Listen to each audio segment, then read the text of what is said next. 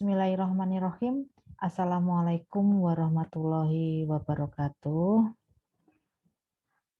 Selamat pagi kepada semua saudara dan saudari.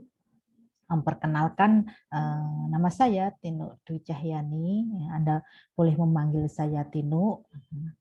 Saya pelajar kedokteran undang-undang antarbangsa Fakulti Undang-Undang University Kebangsaan Malaysia.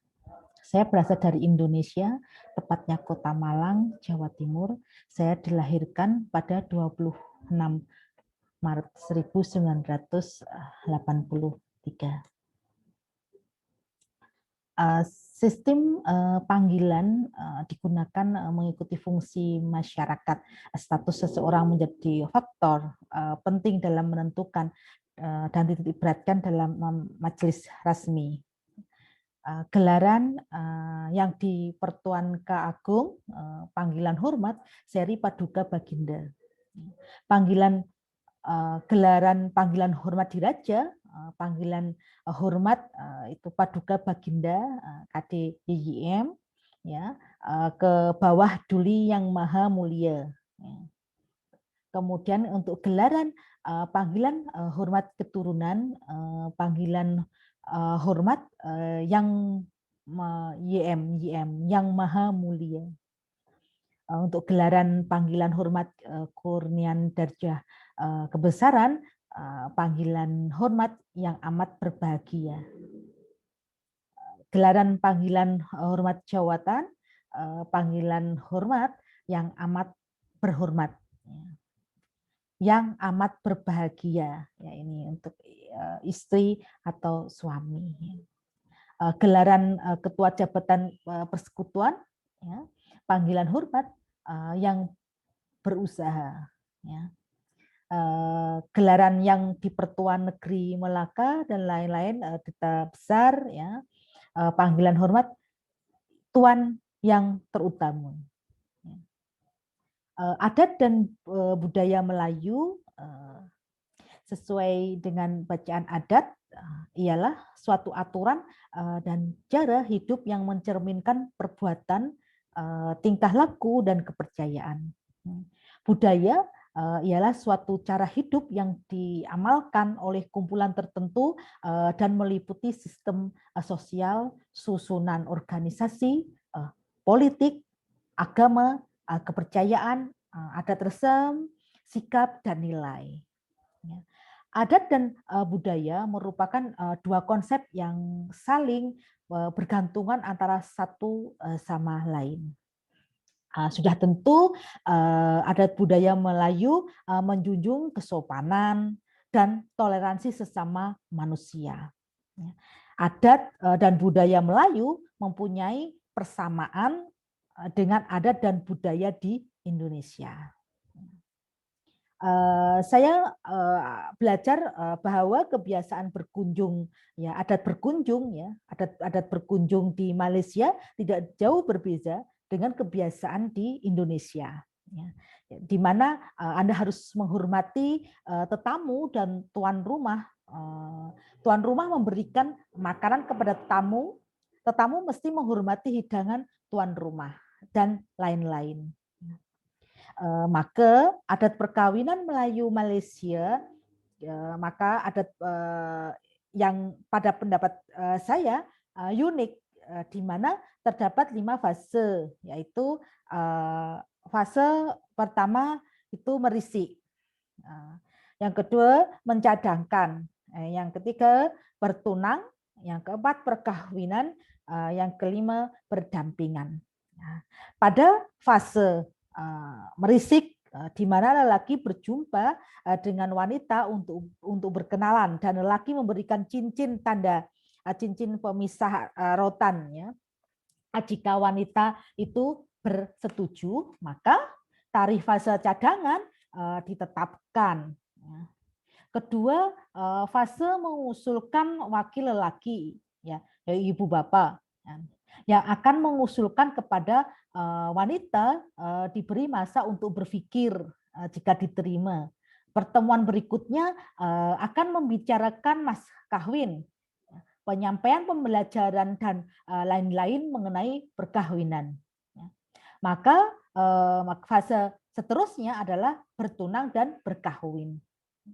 Sama seperti di Indonesia, di mana lelaki dan perempuan dinikahkan oleh wali keluarga. Di Malaysia sebagai tokadi, ya, maka fase perbandingan di mana pengantin lelaki disertai dengan rompang dan kemudian ada silat pengantin oleh para tetamu sehingga pasangan pengantin bergerak untuk bersalaman dengan para tetamu. Etnis Malaysia, bahasa Melayu sebagai negara majemuk mempunyai pelbagai bahasa, dialek dan etnik. Terdapat etnik Melayu India, Melayu Cina, dan Melayu asli. Oleh itu jangan terkejut bertemu banyak budaya yang berbeda berdampingan antara satu sama lain. Tabu bahasa. Tabu adalah merupakan sesuatu larangan atau pantang larang dalam percakapan yang di tengah melalui perbuatan. Dalam pemikiran Melayu itu sendiri, konsep kesantunan yang memberikan kesopanan dalam berbicara mencadangkan bahwa tabu atau larangan dalam penggunaan bahasa sudah diamalkan sejak zaman dahulu kala lagi. Faktor kewujudan kata tabu dalam masyarakat Melayu, ya, tabu berkaitan dengan adat dan kepercayaan. Ya, ini Melayu sedari zaman dahulu kala di mana larangan-larangan tersebut dipercayai harus dipatuhi dan sebarang pengingkaran boleh mendatangkan kecelakaan pada individu atau kelompok masyarakat tersebut. Ya. Contoh pantang larangan, ibu hamil tidak boleh melintas bawah ampaian nanti anak gagap. Sebab pantang larang wujud disebabkan penyidai biasa rendah dikhawatiri ibu hamil akan tersandung dan menyebabkan keguguran. Yang kedua, tabu berkaitan dengan rasa takut. Ya, masyarakat Melayu dahulu sangat bergantung kepada hutan dalam mencari sumber rezeki. Ya. Binatang liar seperti harimau, gajah, buaya, babi hutan, ular, dan tikus sering menimbulkan rasa takut dan gundah gulana pada masyarakat dahulu. Bagi mengelakkan daripada perkara sedemikian terjadi, maka masyarakat dahulu menggantikan penamaan hewan tersebut kepada sebutan lain seperti berikut. Nama hewan harimau, nama gantian Pak Belang. Pak Belang, ya, Pak Belang, ya. Jadi nama hewan harimau, nama gantian Pak Belang, ya. Nama hewan gajah, nama gantian orang besar. Nah, tabu berkaitan dengan kesopanan, pengistilahan semula kata berkonotasi negatif, ya, sejajar dengan adat serta budaya bangsa masyarakat Melayu yang tinggi nilai moralnya, maka kata-kata berkonotasi negatif yang melibatkan tubuh badan, golongan wanita, serta hal rumah tangga yang dianggap tabu digantikan dengan perkataan lain yang dianggap lebih sopan dan halus. Kata tabu, kata yang kurang sopan, mampus, maka kata yang lebih sopan meninggal dunia. Kata tabu janda, kata yang lebih sopan ibu tunggal. Perubahan kata yang lebih sopan disebut eufemisme. Fungsi eufemisme sebagai alat yang menggantikan berupaya menyampaikan makna istilah berkonotasi negatif kepada penstrukturan semula suatu kata baru yang lebih mencerminkan sifat positif atau netral. Tiga, kategori kata perbedaan kata bahasa Melayu Malaysia Indonesia, bahasa Indonesia, ada tiga, yakni satu kata beza tetapi makna sama. Ya. BM bahasa Melayu Malaysia, ya. BI bahasa Indonesia. Ya. Dalam bahasa Melayu Malaysia epal, ya. Bahasa Indonesianya apel, ya. Maknanya buah yang berwarna merah atau hijau. Ya. Bahasa Melayu Malaysia August, bahasa Indonesia Agustus, ya. Jadi August ya untuk bahasa Melayu Malaysia, bahasa Indonesia Agustus, makna bulan ke-8 dalam kalender. Ya. Untuk kata bahasa Melayu Malaysia kedai obat, ya kedai obat, ya kedai obat. Untuk bahasa Indonesianya apotek. Jadi maknanya tempat jualan obat-obatan. Nah, kata yang kedua, kategori yang kedua, kata sama tetapi makna berbeza. Ya. Perkataan budak. Budak dalam bahasa Melayu Malaysia itu anak kecil. Ya. Dalam bahasa Indonesia itu hamba atau abdi. Ya. Itu budak. Ya. Itu perkataan. Ya. Untuk perkataan jimat dalam bahasa Melayu Malaysia cermat. Ya. Untuk bahasa Indonesia azimat. Ya. Tuh. Kemudian perkataan selanjutnya percuma. Ya. Percuma. Dalam bahasa Melayu Malaysia tanpa bayaran. Ya. Kalau dalam bahasa Indonesia percuma itu sia-sia. Ya. Jadi itu dua kategori. Yang kategori yang ketiga kata atau makna sama tapi sedikit tiga beza bunyi atau ejaan atau suku kata. Ya.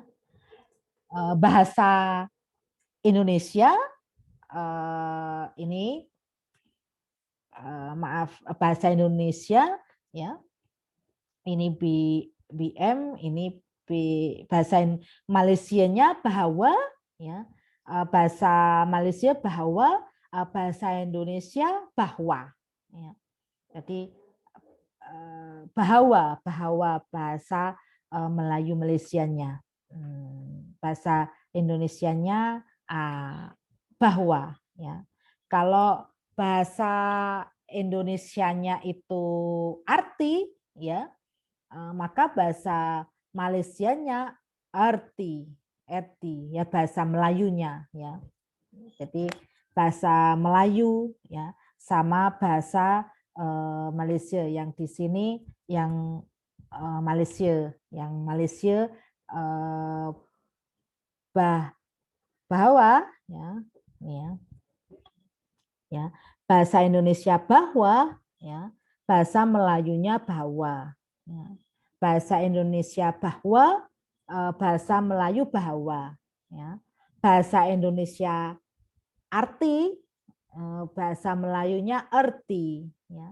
Kemudian bahasa untuk Indonesianya arti ya bahasa Melayunya arti ya.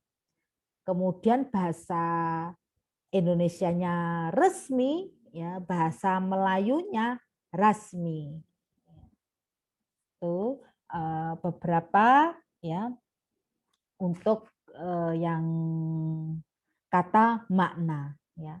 Jadi kata makna, kata atau makna yang ketiga saya ulangi sekali lagi, kata atau makna sama tetapi sedikit tiga beza bunyi atau ejaan atau suku kata untuk bahasa Indonesia bahwa ya. Bahasa Melayu ya, Malaysia bahwa ya. Bahasa Indonesia arti ya. Bahasa Melayu Malaysia erti ya. Bahasa Indonesia resmi ya. Bahasa Melayu Malaysia rasmi. Itu sekian, terima kasih banyak. Mohon maaf atas kesalahan. Terima kasih. Wassalamualaikum warahmatullahi wabarakatuh.